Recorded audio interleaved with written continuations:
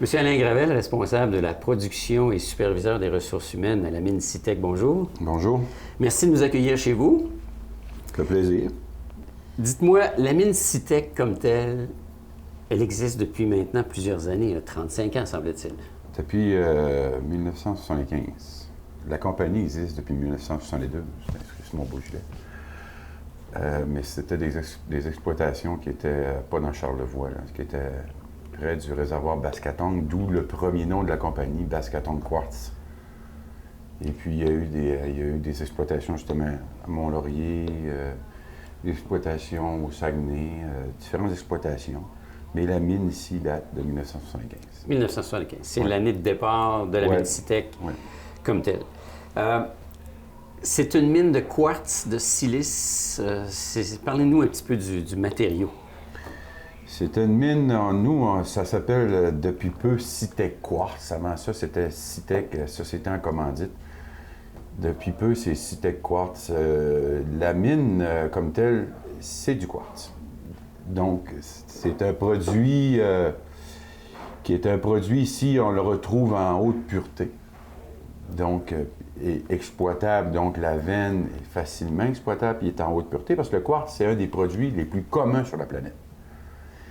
Mais on peut le retrouver dans le sable de la plage, on peut le retrouver un peu partout dans la côte terrestre, mais le fait d'avoir un gisement avec une pureté exploitable, ça, c'est autre chose. C'est ce qu'on a ici à Charlevoix. Donc, nous, ce qu'on exploite, c'est de la pierre qu'on va, la plupart du temps, transporter dans ce format-là. On a d'autres transformations de pierre. Comme ça, c'est à peu près de la pierre de 4 pouces. Là. On commence justement les étapes qu'on parlait tantôt dans la carrière, dynamitage, transport. Ça, c'est de la pierre qui va être transportée sous ce format-là. Puis on a une deuxième transformation de pierre pour faire des produits beaucoup plus fins. C'est pas de la farine, là. Non, ça, c'est ça. C'est aussi fin que la farine, mais c'est pas de la ça, farine. mais qui va être reconcassé et retamisé dans, justement, on emploie ce terme-là, une granulométrie, dans une grosseur, là, vraiment contrôlée pour nos clients qui veulent avoir exactement des produits de différentes grosseurs, mais vraiment contrôlés, testés, pour qu'on leur envoie toujours la même recette. Une qualité. De la qualité, puis pas de corps étranger, de la propreté au niveau de la pierre, des sables qui sont produits, tout ça. La mine ici, on a l'avantage de l'exploiter en tant que minerai, mais en même temps, on la transforme sur place. Oui, il y a une partie du minerai qui est exploité dans la carrière, transporté, concassé, qui est vendu à deux clients principaux, qui sont Silicium Québec à Bécancour, puis Elkem à Chicoutimi. Donc, ce produit-là a seulement un concassage. La pierre est prise dans la carrière, dynamitée, transportée. Un concassage pour la mettre dans un format à peu près comme ça. Cette pierre-là, qui est transportée à deux usines qui vont la faire fondre, différents procédés de transformation. Chicoutimi, ils vont faire du ferrosilicium. Ferrosilicium qui va servir à des alliages dans les produits d'aluminium. Ensuite, transformé pour des pièces d'auto, tout ce qui va contenir de l'aluminium. Et puis, silicium Bécancour, qui va faire du silicium métal, ce format-là. Le silicium métal va être utilisé dans différentes composantes électroniques, capteurs solaires, produits de silicone. Il y a beaucoup d'utilités suite à ça. C'est varié. Ça fait que nous, ces transformations-là, on ne s'occupe pas de ça. Nous, ce qu'on va faire, c'est envoyer la matière première. OK. Puis, il y a un deuxième marché, il y a les pierres de fonderie, puis il y a les pierres qu'on dit pour la propriété de la blancheur de la pierre, qu'on va transformer dans des produits beaucoup plus fins. Puis cette transformation-là va être faite ici, dans une usine qui fonctionne toute l'année. Puis ces produits-là sont des produits d'exportation. Le plus gros marché qu'on a, c'est aux États-Unis, au Minnesota, la compagnie Cambria, qui nous achète presque 95% des produits de l'usine. Ces produits-là vont être transformés en dalles de comptoir de cuisine. OK. C'est un marché qui prend de l'expansion. Bien, tout le monde rêverait d'avoir des beaux comptoirs de quartz, hein. Au lieu d'avoir des comptoirs d'agglomérés, de riz pressé, ça, c'est à vie, hein? Oui. Cette compagnie-là, Cambria, là, 55% de son matériel, son produit vient de Saint-Urbain de Charlevoix. Puis c'est un des plus gros fournisseurs de comptoirs de cuisine en Amérique du Nord. Les gens ne savent pas ça, hein?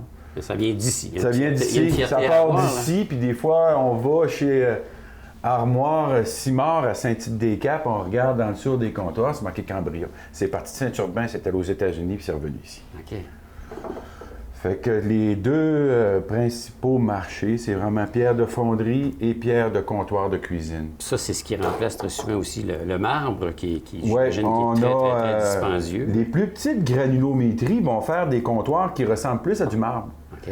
Nous, on envoie aussi des granulométries qui vont aller jusqu'à, dans le système anglais, le 3/8, un quart de pouce, puis qui vont avoir plus l'aspect du granit à cause du grain du comptoir. OK. La mode est plus là, aux produits plus fins qui vont faire un aspect plus de marbre. C'est le gros marché qu'on a. En même temps, Ouais, c'est le gros marché qu'on a ces temps-ci là, au niveau des. Les compagnies veulent plus avoir des produits beaucoup plus fins de sable. À partir de 3/8 de pouce jusqu'à 3/4 un pouce, ces produits-là vont être passés au triage optique et, autrement dit, renettoyés pour être vendus et exploités à l'usine. Une autre fonction. Oui.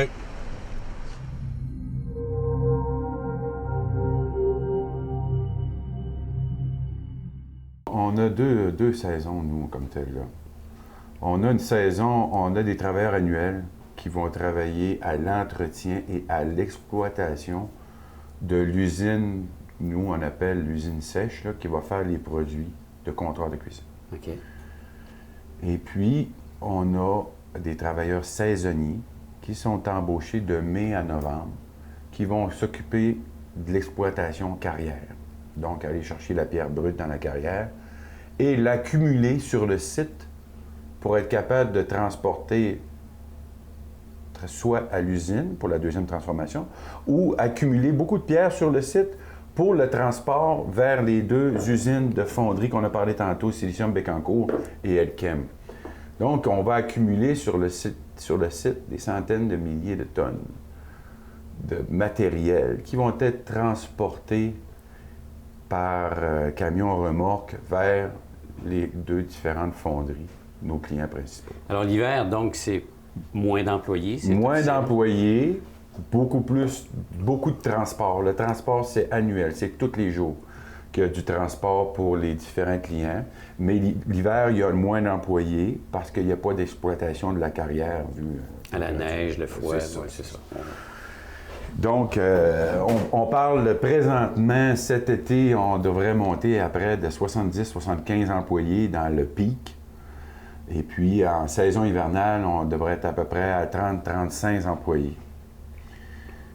Et puis, là, on parle des emplois directs, parce que les emplois indirects, c'est tous les transporteurs de la région, là. Les clients font affaire beaucoup avec Croft Transport, Anne Simard et Frères de Saint-Urbain, qui ont des bureaux chefs à Bécancour aussi, puis qu'on voit beaucoup ces transports-là dans la région. Tous les emplois indirects au niveau de la création des fournisseurs avec qui on fait affaire. Il y a beaucoup de personnes de Saint-Urbain et de toute la région de Charlevoix là, qui bénéficient des emplois de Citec Quartz. C'est des emplois spécialisés, là. On parle de mines, donc on parle, j'imagine, d'ingénieurs, on parle de beaucoup de machinerie, donc on parle d'employés spécialisés dans la manutention. On a différents corps d'emploi. Là. On a depuis peu, on a 2 nouveaux ingénieurs. Un ingénieur en géologie, un ingénieur minier. On a un ingénieur minier senior qui est là depuis une quinzaine d'années. On a des techniciens en géologie. Après ça, on a différents gestionnaires et contremaîtres. Et puis, on a un bassin d'employés à partir des opérateurs de machinerie lourde, des mécaniciens industriels, soudeurs, mécaniciens machinerie lourde, conducteurs de chariots élévateurs, conducteurs de camions lourds et toutes les autres machineries, chariots, chargeurs, loadeurs, pelle mécanique, toutes ces choses-là. Puis on a toutes sortes de travailleurs moins spécialisés au niveau de l'usine, des préposés à l'ensachage, des préposés au triage de la pierre, des opérateurs d'usine qui sont spécialisés en mécanique, mais qui vont opérer les différentes usines. J'ai commencé quand même dès mon jeune âge à, premièrement, avoir des emplois un petit peu partout, là, comme étudiant, si on veut, là, mais très, très jeune. Puis après, quand j'ai eu l'âge d'avoir le marché du travail dans une entreprise de cette envergure-là, bien là, j'avais l'heureuse... mon père avait l'heureuse connaissance de Jacques McNicol, qui est gérant, toujours à l'heure actuelle. Donc, il m'a proposé un poste de triage, qui est le poste le plus simple, si on veut, ici, là, de base. De départ. Fait qu'à ce moment-là, j'ai commencé à la base, puis là, à tous les étés, c'était de quoi qui était très intéressant parce que c'était relativement payant. On fait beaucoup d'heures, les avantages sont là. Tu sais, tout le monde est voyagé, puis après ça, les heures sont assurées. On peut même rentrer faire de l'overtime. Fait que là, j'ai commencé... tous les étés, je revenais ici, je redonnais mon nom, puis veux pas, ben, j'ai fait mon nom aussi en aidant et en faisant ce que les boss me disaient, si on veut. Fait que j'étais sûrement apprécié, puis j'ai continué à venir à tous les étés travailler ici. Au niveau de la mine Citec, je pense que nous avons depuis au moins 3 ans, 4 ans même déjà, un partenariat assez exceptionnel avec le PDG, qui est M. Yann Turner, en lien avec la problématique du décrochage scolaire, qui est devenu la persévérance scolaire, qui est devenu partenariat avec la Correc, avec le PAGE, avec les gens de... avec... comment ça s'appelle, non? Place aux jeunes. OK. Alors, il y a eu... Et l'école. OK. Alors, il y a eu une collaboration assez exceptionnelle en lien avec la commission scolaire. Parce que nous, on avait décidé qu'on voulait travailler pour contrer le décrochage scolaire. Et à ce niveau-là, on a rencontré la commission scolaire. M. Turner a été invité à venir parler, lui, de c'est quoi la problématique pour lui, le décrochage scolaire. C'est qu'en lien avec ça, il y a eu des employés, des jeunes, des étudiants à la mine. Et ces jeunes-là, une fois que l'été était terminé, ne voulaient plus retourner à l'école. Et M. Turner les a particulièrement, un en particulier, convaincus de retourner à l'école et que quand il aurait fini ses études, il serait très intéressé à l'engager. Alors, c'est pour nous, c'est comme ça que ça a débuté, le partenariat. Et ça a grandi, et maintenant, on en est avec études-travail et on en est avec une certification pour s'assurer que les entreprises aujourd'hui vont collaborer du fait que les jeunes qui n'ont pas terminé leurs études à la fin qui n'ont pas fait encore leur examen, fin de l'année, qui sont déjà engagés, que l'entreprise va s'assurer qu'il y ait du temps pour étudier, qu'il y ait le temps de terminer leur examen et qui les encourage à continuer leurs études plutôt que de leur dire « Viens, t'en chez nous, travailler, je peux t'engager maintenant ». On sait très bien, pour lui, M. Turner, l'éducation, c'est primordial pour assurer l'avenir des jeunes. Et je vous dirais que ça a été pour nous une révélation d'avoir cet homme-là impliqué socialement comme ça. Et il le fait à plusieurs niveaux. Bien, au départ, mettons, quand initialement j'étais trieur ou j'aidais les géologues, n'importe quoi, là, c'est sûr que je pensais pas nécessairement à me rendre jusqu'à l'ingénierie. Mais ça a fait en sorte que j'ai connu des gens autour, vu que c'était une petite place pareille. Fait que, puis vu que je donnais du temps beaucoup, bien, des fois, on me disait « on va te montrer d'autres choses ». Fait que là, en étant comme intéressé, là, ça m'a fait connaître plusieurs choses dans le domaine minier, si on veut. Fait que à ce moment-là, les études allaient bien, t'sais, mes parents m'encourageaient, m'aidaient monétairement aussi, à cégep, par exemple, j'ai commencé par ça. Puis après ça, ben j'ai poussé un petit peu plus loin, puis je me suis dit, pourquoi pas à l'université, parce que Dominique, qui est ingénieur minier, qui était mon superviseur à ce moment-là, bien, lui, il m'a tout le temps encouragé là-dedans. Puis il dit, il n'y a pas beaucoup d'ingénieurs miniers au Québec. Il dit, c'est un poste qui est en demande, puis qui va être aussi en demande dans le futur. Puis j'avais quand même des bons résultats scolaires, fait que je me suis dit, bien, on va continuer. Puis là, mes parents m'ont jamais arrêté à ce niveau-là. Puis après ça, j'étais encouragé ici parce que j'avais un job qui était comme estival, qui me donnait un bon montant d'argent. pour continuer puis pallier à mes intérêts personnels au travers du travail. Fait que je suis jamais venu ici à reculons parce que c'était le fun. Puis après ça, ça m'a aidé à poursuivre là, assez loin quand même. Moi, mon plaisir, des fois, c'est d'engager des étudiants qui vont travailler ici à des emplois de base, puis de leur montrer de la dureté du travail à des salaires moindres. Puis autrement, de dire, bon ben, l'étude, va continuer si tu veux revenir travailler à 20, 23, 25 $ ou plus, au lieu d'avoir un travail à 12 $. Puis là, Yann est très impliqué avec tous les organismes de la région. Puis je pense que dernièrement, ça a passé dans les journaux. Il y a juste un prix, le prix entrepreneur, ça s'appelle le prix CITEC là, pour les entrepreneurs qui encouragent les étudiants à poursuivre les études. Ah, c'est super. Bon, Yann est bien fier de ça.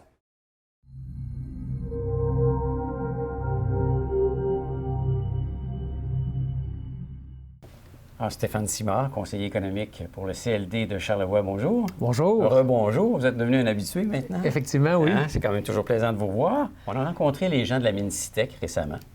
Et dans leur cadre de développement, ils sont présentement à développer tout ce qui pourrait s'appeler l'installation de l'électricité. Mais ça ne se fait pas en criant ciseaux en soi. Je veux dire, il y a plein de démarches à être faites autour de ça, ou qui ont été faites pour l'avoir. Et de fil en aiguille, le CLD a été très impliqué là-dedans. Oui, le projet, bon, il y a plusieurs projets qui prennent des fois des années à se mettre en place. Dans le cas de la mine de silice, les premières informations que j'ai réussi à trouver au CLD, on parlait d'une lettre, une résolution en partie datant de 2005, demandait à Hydro-Québec d'électrifier, d'amener l'électricité à la mine pour être capable de moderniser les équipements et d'être capable de produire des nouveaux produits à être vendus à l'extérieur. Donc, ça fait déjà plusieurs années qu'ils ont travaillé ça et il y a eu beaucoup d'essais et d'erreurs avant d'amener à l'annonce qu'on a eue dans les derniers mois. Donc, on parle quasiment d'un horizon de 10 ans, là. Oui, c'est depuis 10 ans, il s'est passé beaucoup de choses. On a passé il y a eu entre-temps, il y a eu un projet d'agrandissement, d'achat de nouveaux équipements, pardon. Mais le spectre de l'électricité était toujours, planait toujours. On s'entend qu'au niveau des coûts que cela engendrait pour l'entreprise, ça obligeait l'entreprise à augmenter sensiblement ses coûts au niveau des produits. Et il y avait des produits à lesquels l'entreprise n'était plus nécessairement concurrentielle parce que le kilowatt lui revenait beaucoup trop cher. Il faut se rappeler que l'ensemble de l'électricité produite sur place était faite à partir de génératrices qui fonctionnaient au diesel. Donc, ça amenait des coûts... 1 500 000 litres annuellement. Ça amenait, un, des coûts faramineux, et deux, on s'entend qu'en termes dans la réserve mondiale de la biosphère, c'est peut-être pas l'idéal. Effectivement. Il y a eu récemment une annonce qui a été faite comme de quoi la mine deviendrait électrifiée. Okay. C'est des projets en devenir, c'est déjà des projets qui, ça fait longtemps que nous, on en parle, parce vu qu'on n'est pas relié au réseau d'Hydro-Québec, on est obligé de produire de l'énergie à partir de génératrices au diesel. On en a plusieurs sur le site. On consomme en diesel près d'1 500 000 litres annuellement. Énorme! Sur un quart de travail, les génératrices peuvent prendre jusqu'à 2000 litres de carburant par jour. On fait juste penser au gaz à effet de serre, couche d'ozone, tout ce que vous voulez. C'était un point important qui a fait en sorte que le gouvernement a fini par nous débloquer une subvention. Ça fait longtemps qu'on demandait de l'aide de ce côté-là. On a une subvention de 2 millions. C'est un projet global de près de 9 millions de $. Le restant des fonds est assumé par l'entreprise pour avoir accès au réseau d'Hydro-Québec, qui est présentement jusqu'au mont du Lac-des-Cygnes, à l'accueil du mont du Lac-des-Cygnes, si les gens connaissent. Oui. Il nous reste la partie du mont du Lac-des-Cygnes jusqu'au kilomètre 35. Il y avait ça 7 km de chemin forestier pour se rendre jusqu'à la mine CITEC.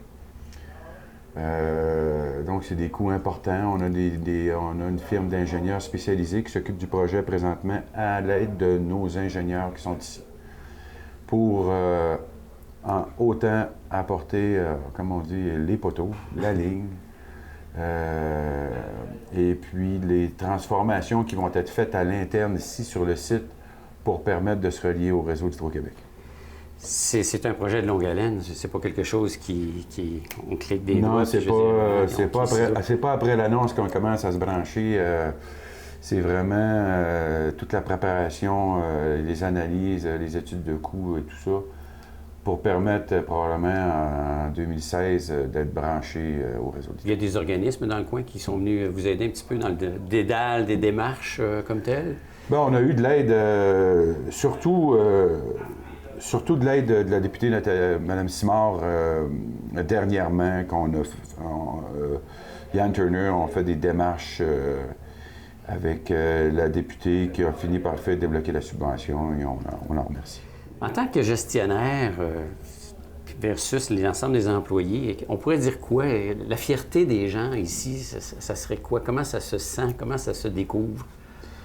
Les gens ici, nos travailleurs, moi inclus, là, on n'a pas beaucoup de roulement de personnel là, dans les emplois, tous les emplois d'opérateurs, les mécaniciens et tout ça. C'est des gens, on a des gens ici qui ont 30 ans d'ancienneté. On a un travailleur, M. Dufour, qui a 72 ans, qui use 2 pelles par année.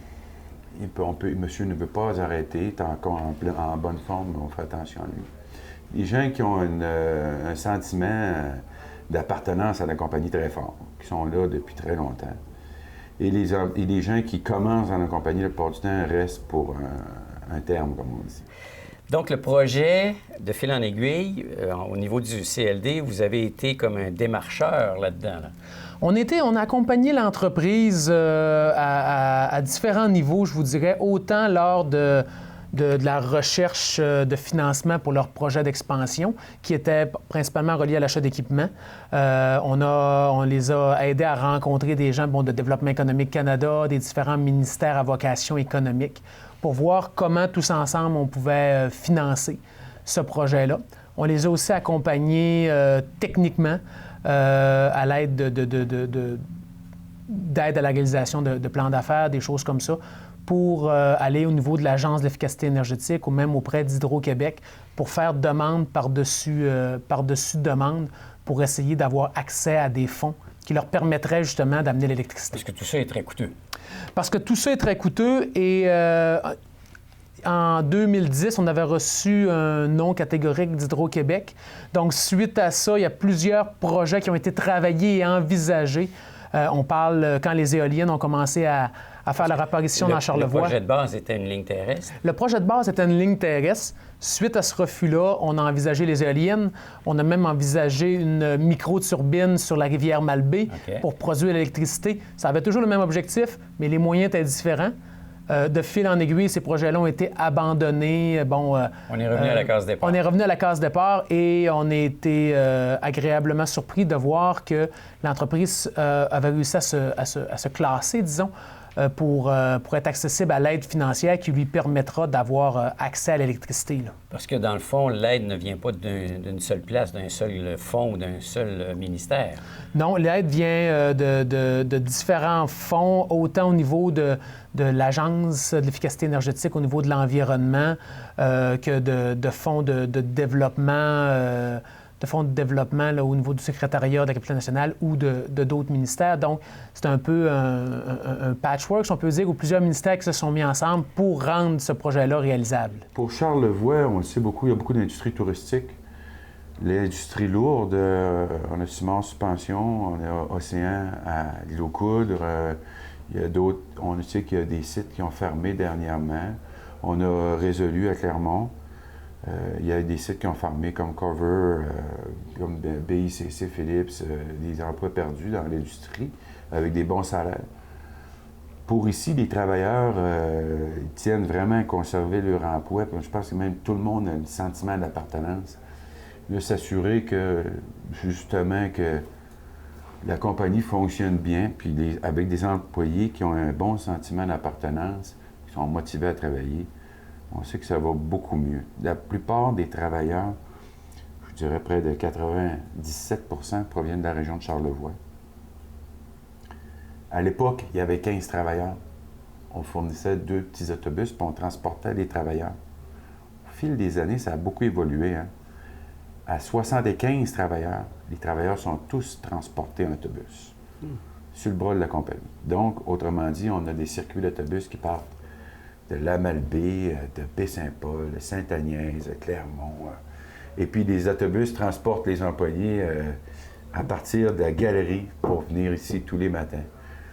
C'est que les employés, ce qui arrive, sont contents le soir de repartir après le quart de travail et d'être à la maison. Des employés dans le secteur minier, c'est soit que tu travailles dans le Nord, où il n'y a pas beaucoup d'exploitation minière dans la capitale nationale. Là. Donc, les employés sont contents de travailler sur une exploitation minière puis d'être chez eux 5h, 5h30 tous les soirs. T'sais. Ça fait que les employés, ils tiennent à ce que la business continue pour longtemps parce que c'est des bons emplois pour la région. Parlant de business, ça serait quoi les principaux défis à venir dans un avenir assez rapproché pour la Minicitec?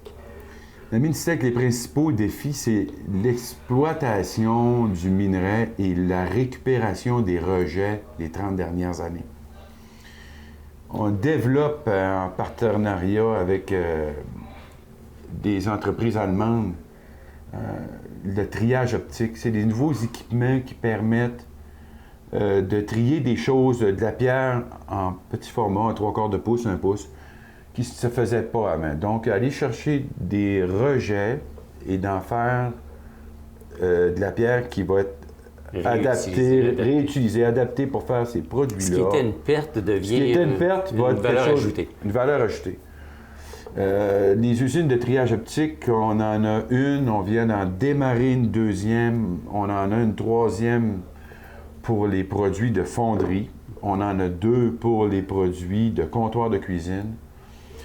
Puis ces produits-là, c'est justement ces petites usines-là de triage optique, c'est l'avenir de l'entreprise parce que ça va permettre de diminuer l'exploitation de dynamitage et exploitation carrière.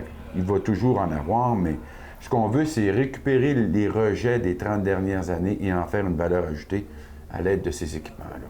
C'est les défis de l'entreprise. Le maintien des emplois, la bonne relation avec les travailleurs au niveau des conventions collectives, on